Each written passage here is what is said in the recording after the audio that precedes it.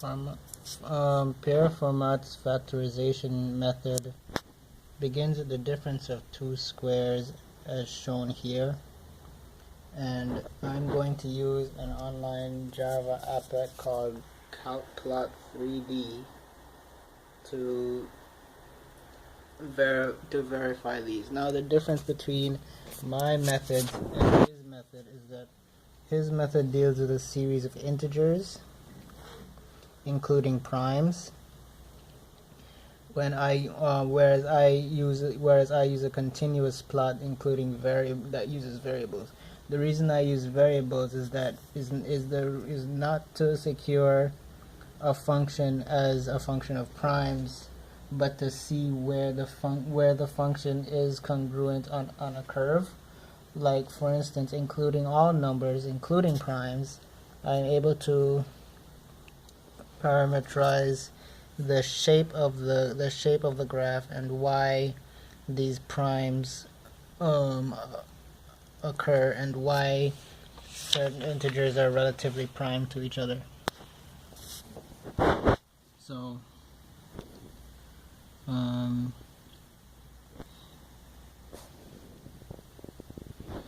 this is called the linear Diophantine method of factorization,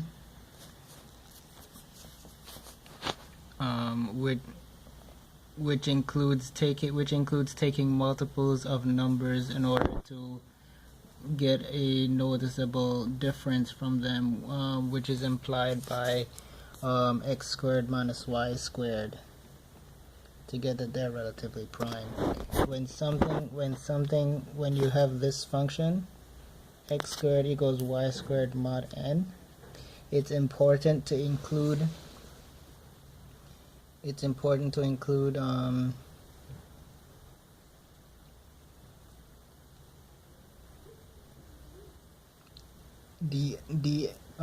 d of the respective variable. In this case it should be x. So in this case, if you put x squared equals y squared mod n dx would be 1. But in this case, you see the variable that is the multiple of n, in which case x squared would be congruent to y squared plus nx. In this graph, I've written the difference of two squares as a function of x and y. Okay, you can't really see it. Okay, there it is.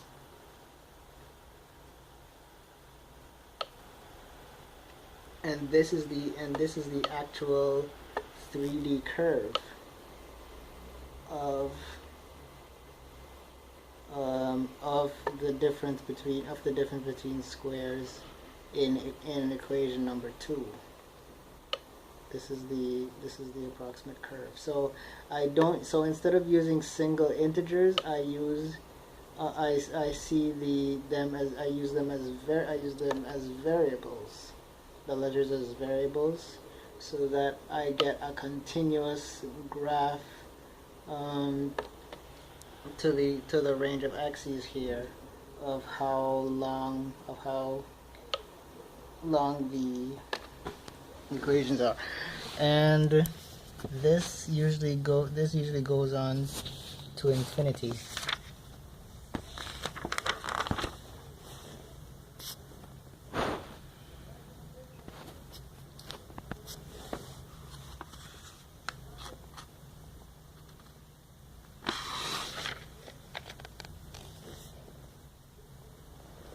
This is and the second equation is going to be rendered here now.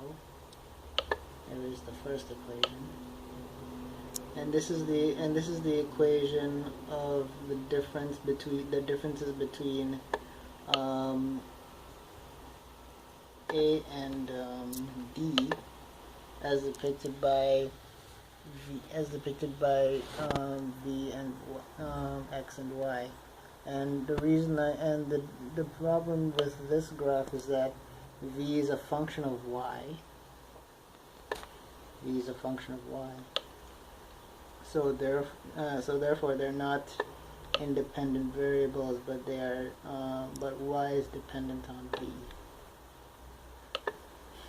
So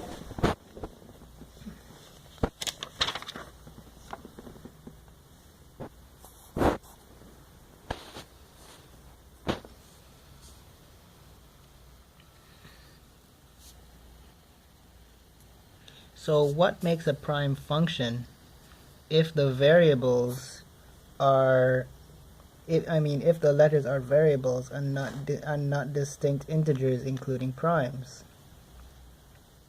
It turns out that when you compare both functions together, the parts where they intersect, the arc that they intersect on, is congruent